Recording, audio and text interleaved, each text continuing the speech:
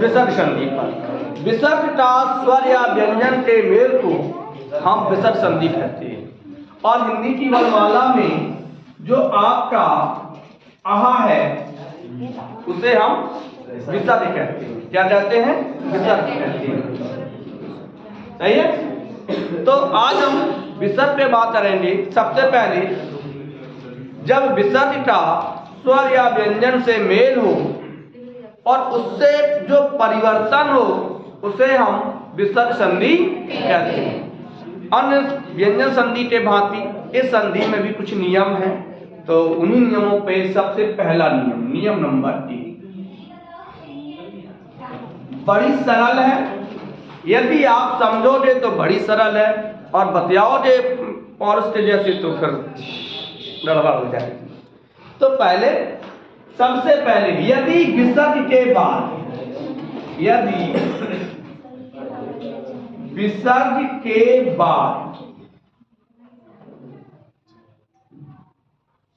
त या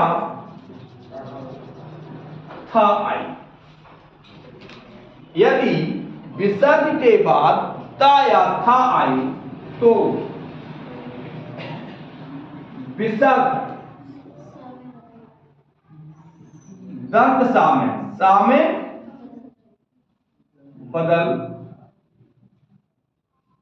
जाता है। ये तो सा हलंत वाला है। यदि विसर्ग के बाद त या थ आए तो विसर्ग किसमें बदलेगा? थ में बदलेगा। सॉरी, त या थ आए तो विसर्ग सा में बदलेगा। थोड़ा स्याही डालना है।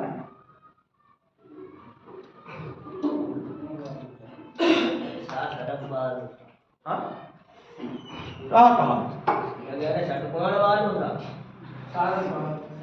सा सपेरा वालो है जहाँ हम दंत सा बोलते हैं और बीना जैसे बजाते रहे वही बात।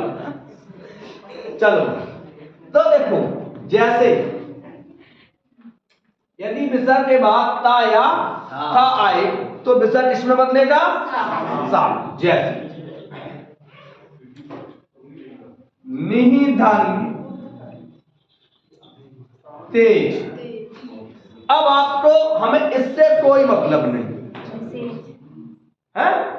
विसर्ग की जगह यदि विसर्ग के बाद ता है तो विसर्ग सा में बदलना है। सब हो जाएगा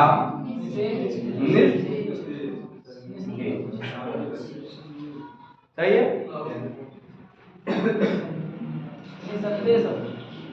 निधन थल क्या हो जाएगा? निस्थल। परिधनता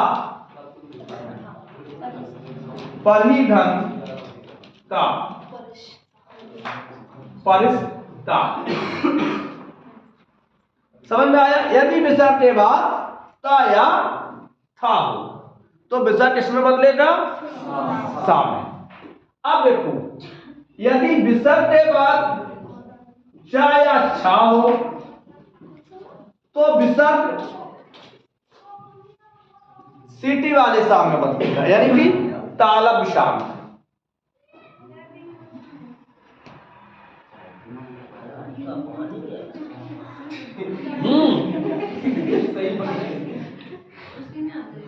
धोखा खा नहीं है, पानी आ गया। तो अब अगला नियम,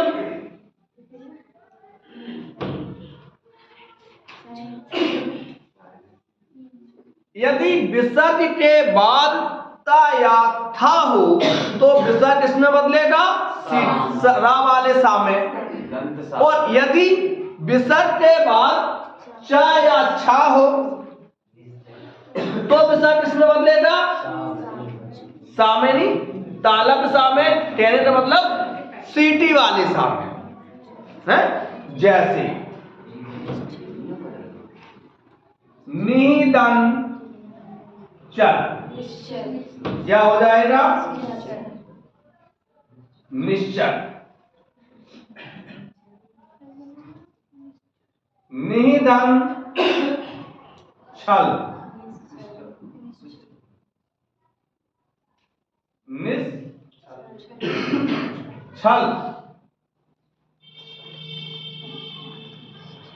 निश्चल। और देखें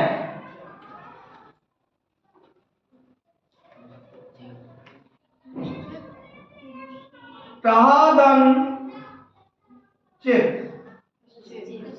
क्या हो जाएगा?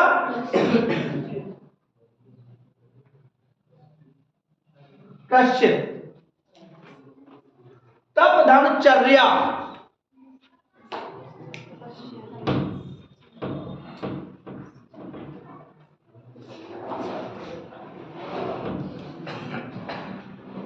तपह धन चर्या, क्या हो जाएगा? अब देखो विसर्ग के बाद चा है तो क्या बनेगा? चा बनेगा तपश्चर्या। कठिन है, दो सा पढ़ाए हमने। यदि ता के बाद विसर्ग से के बाद ता आता है तो क्या बनेगा? सा। और यदि विसर्ग के बाद चा आता है तो क्या बनेगा? सीटी वाला सा। अभी एक सा और है,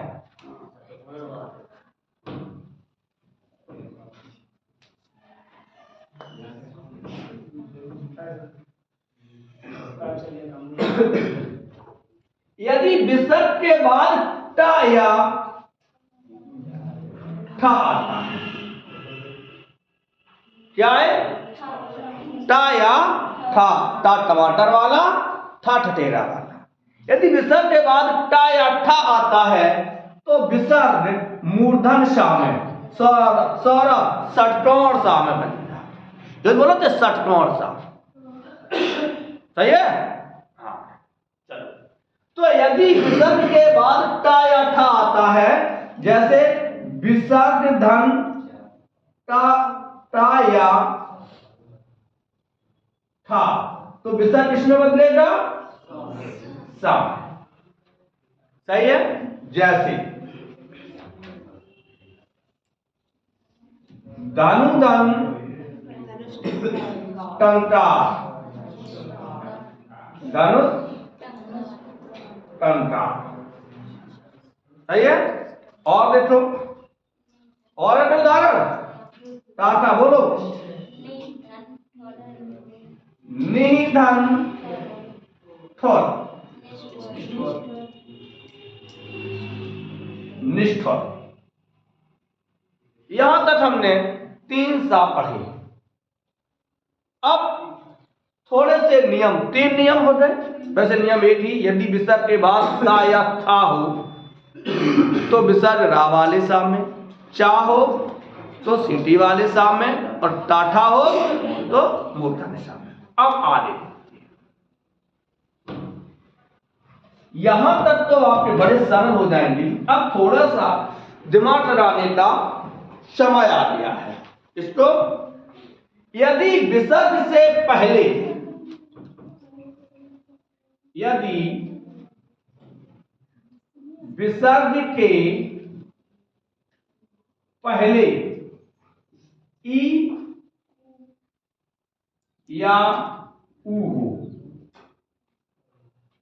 यदि विसर्ग से पहले क्या हो, जैसे कि आप देखते चले जाओ, कहीं ऊ की मात्रा है, कहीं ई की मात्रा है। यदि विसर्ग से पहले ई या ऊ हो तथा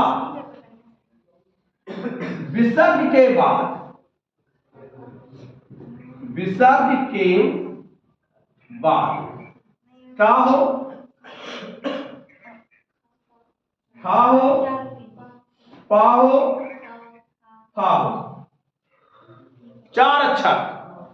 ठीक, एक नियम बता दिया कि यदि विसर्ग से पहले ईटी या ऊटी मात्रा लगी हो और विसर्ग के बाद 4 अक्षर हो, टाठा पाफा, तो विसर्ग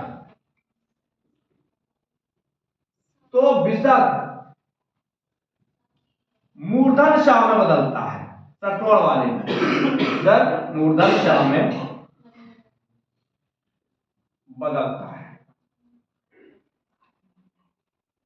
एक जगह और बदलेगा। कब बदलेगा? कि यदि विसर्ग के बाद वहां क्या है कि विसर्ग के बाद टा या था हो तो बदलेगा। और यहां उन्होंने कहा एक शर्त लगा दी कि यदि विसर्ग से पहले ई और ऊ हो।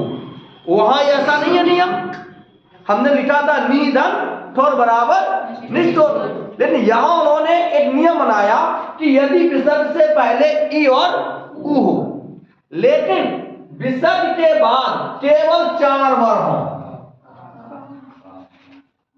का कौआ वाला, खा खरा वाला, खरगोश वाला है, पा और फा, तो विसर्ग सा में बदलेगा। जैसे दूधन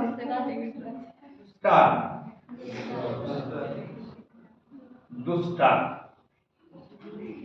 सही है। जैसे निधन पा, निधन पा, निष्पा, निधन फल, निधन फल, निष्फल। तो कठिन है, समझ में आया? अब कितने लोग हैं जिन्हें बिल्कुल समझ में नहीं आया? 1%। सबको आ गया हमारा सम?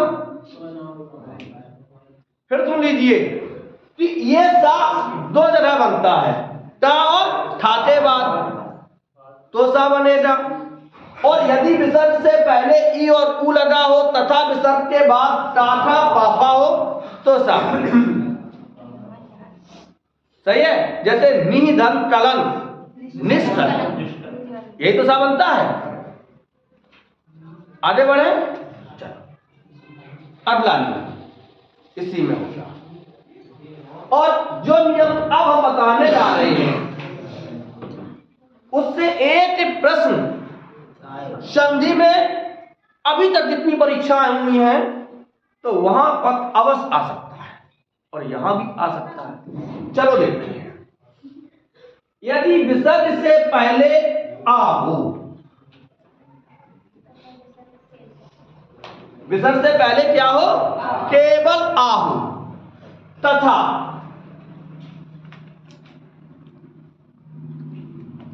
विसर्ग के बाद किसी भी वर्ग का, किसी भी वर्ग का तीसरा चौथा वर्ग हो अथवा या रा ला वा हो तो विसर्ग ओ में बदलता है। समझ में आया? यदि विसर्ग से पहले क्या हो? आ हो, तथा विसर्ग के बाद किसी भी वर्ग का, वर्ग समझते कितने लोग ऐसे हैं जो वर्ग समझते हैं? वर्ग माने समूह, टवर्ग, चवर्ग, टवर्ग, तवर्ग और पवर्ग। यदि इनमें में से कोई इसका किसी भी वर्ग का तीसरा चौथा या पांचवा वर्ग हो अथवा यारा ला वा हो तो विसर्ग किसमें बदल जाएगा? ओ में बदल जाएगा। जैसे हाँ बनोर हमदेव या ला ला वा, अरे जामे और पढ़ाए थे, सा सा हा, तो भी विसर्ग किसमें बदलेगा? ओ में बदलेगा। चलो देख लेते हैं कैसे बदलता है। चाय नहीं, चाय, हाँ सही कह। जैसे देखो पहले समझ लो, विसर्ग धन तीसरा चौथा वर्ण बराबर विसर्ग का ओ। अब पहले समझ लें फिर चले। जैसे शब्द है मनाधन ग, हमें ना इससे मतलब है ना इससे मतलब है। हमने देखा कि विसर्ग के बाद गा है तो देखिए शब्द का हमने मन, विसर्ग के ना क्या बना? ओ,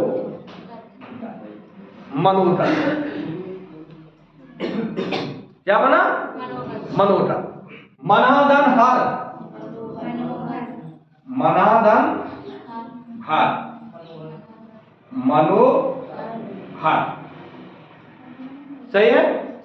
यशाधन दा, यशोदा। सरधन जा, सरहाधन जा,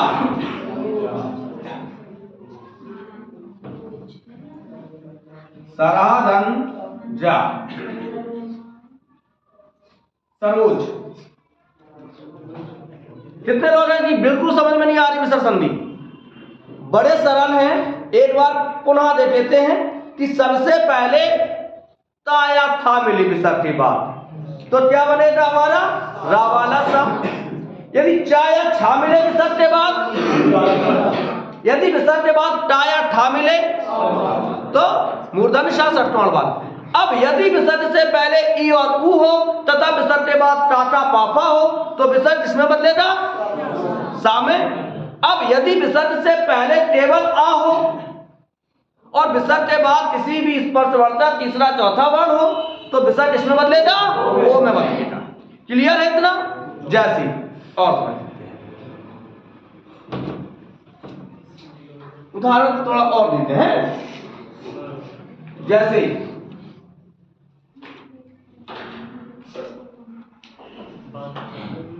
पयाधन दा, पयोध, ये ला गया अगला नियम।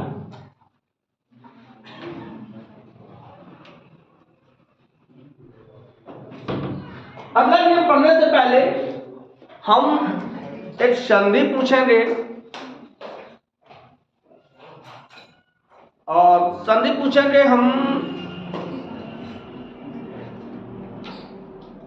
इनसे, आपसे।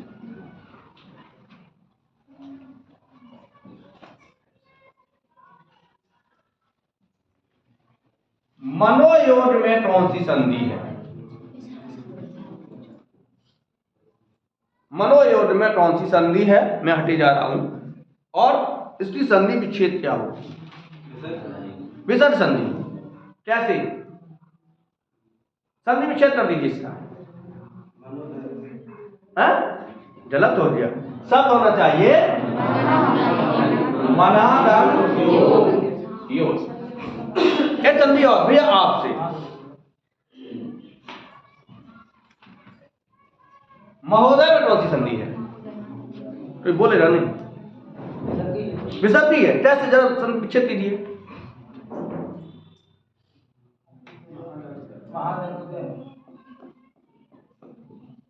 महाधन तो कोई शब्द ही नहीं होता है। नहीं सर, ये आपे डंडा हटा के, चलो हमने आपे डंडा हटा दिया। अब भैया मेरी परिभाषा देखिए, यदि विसर्ग के पहले आ हो, चलो विसर्ग के पहले आ मान लिया है, लेकिन विसर्ग के बाद किसी भी वर्ग का तीसरा चौथा वर्ण हो, इसमें नहीं लिखा है कि स्वर हो, इसमें नहीं लिखा है कि स्वर हो, नहीं लिखा है। पागल का जब घोड़ संधि है, जब संधि पढ़ाई थी घोड़ तब सोए रहे थे। हट जाए दाय हो जाए, कैसे हो जाए?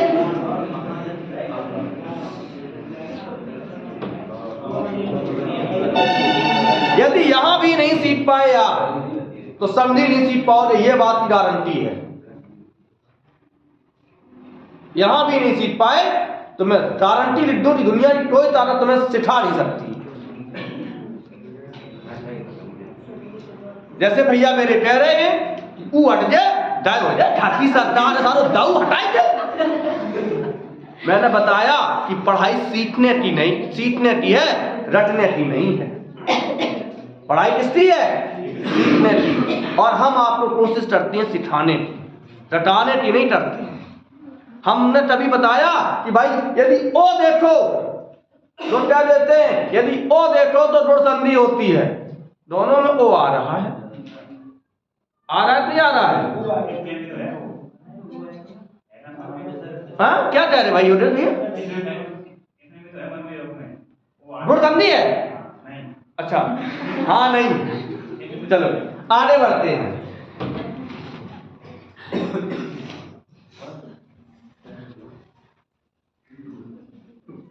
परिभाषा यही रहेगी, 1% नहीं बदल रहे, केवल छोटा सा वर्ण बदल रहे। यदि विसर्ग से पहले कोई स्वर हो, यदि विसर्ग से पहले कोई स्वर हो तथा विसर्ग के बाद किसी भी वर्ग का तीसरा चौथा पांचवा वर्ण हो अथवा यारा अलावा हा हो, तो विसर्ग रा में बदलता है। किसमें बदलेगा? रा में। अब उसने ये कहा, पहले देखिए नियम था कि यदि विसर्ग से पहले केवल आ हो, अब नियम क्या है कि यदि विसर्ग से पहले कोई भी स्वर हो, इसका मतलब आ नहीं होना चाहिए, क्योंकि हम पहले नियम आता पढ़ आए हैं। अब आ नहीं होगा, कोई भी स्वर हो, यानी इसका मतलब विसर्ग से पहले कोई ना कोई आ को छोड़ के निश्चित मात्रा लदी होती। जैसे शब्द है पुनः धन जन, पुनः किस पे मात्रा चढ़ेगी? मात्रा एक अक्षर पहले चढ़ती है, पुनर्जन। निधन आशा, निधन। अब यहां देखिए स्वर आ गया, लेकिन यहां क्या है? विसर्ग। चलो तो क्या हो जाएगा? निराशा।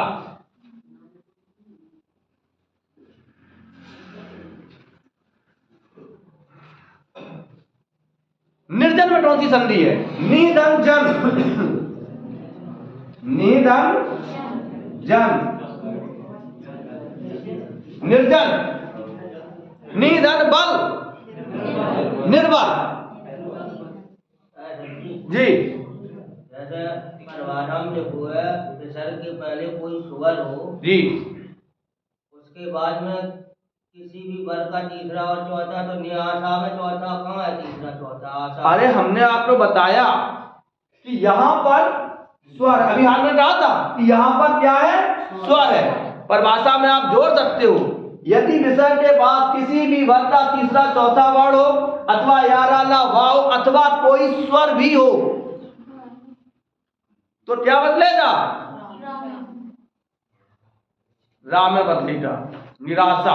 देखो रा पूरा आया, यहां पे आधा नहीं आया। सही है। पुनः धन उद्धार, एक और स्वर वाला देखे गए, पुनः धन उद्धार। तू आया, शब्द क्या बनेगा? पुनरुद्धार, पुनरुद्धार। रा बन गया, पुनः धन उद्धार, पुनरुद्धार। समझ में आया? आगे बढ़े, चल।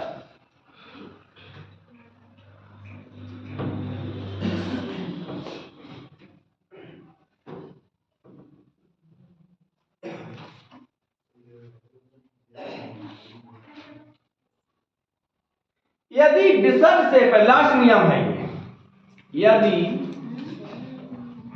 विसर्ग से पहले आओ, क्या हो? आओ, तथा विसर्ग के बाद भी आओ। ध्यान समझना, यदि विसर्ग से पहले क्या हो? आओ, और विसर्ग के बाद भी क्या हो? आओ, तो पहले विसर्ग सहित, विसर्ग सहित पहले वाले आता, पहले वाले आता ओ होता है। क्या होता है? ओ। तथा बाद वाला आ, दो आ बताए, बाद वाला आ अवधिराय में, अवधिराय एस होता है, में बदल जाता है, में बदल जाता है। पहले समझ लो कैसे। यदि विसर्ग से पहले क्या है? आ है, और विसर्ग के बाद भी क्या है? आ है। तो पहले वाला आ ओ में बदलेगा, दूसरा वाला आ अपग्रह बदलेगा। ये नियम होगा। यदि विसर्ग से पहले क्या है? आ है, और विसर्ग के बाद क्या है? आ है, तो पहले वाले आ का विसर्ग से ओ होगा और दूसरा वाला आ इस तरीके से होगा। जैसे कहा धन अपी, कोयपी, ऐसे लिखा जाता है। सोधन अपी साधन अपी सोयपी। और देख लेते उदाहरण, तो ये समझ में आए?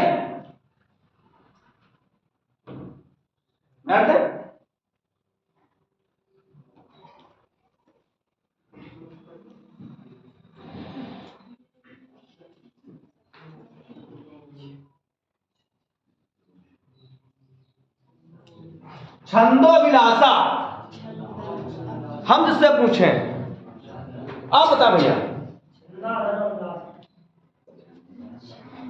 क्या बताओ? अरे छंद होता है, छंद धन अभिलाषा। तो जो पहले वाले विसर्ग से पहले आ है, तो हमने क्या किया? यहां पे देखिए शब्द छंद लिखा और विसर्ग के पहले आ क्या बनाया? मात्रा ओ आ भी लाषा, छंदोविलासा। समझ में आया? और उदाहरण दे इसके कि छोड़ दें?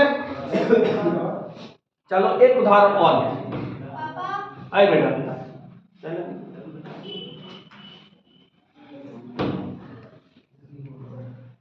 मनाधन अभिलाषा, क्या होगा? इसका क्या बनेगा? ओ मना भी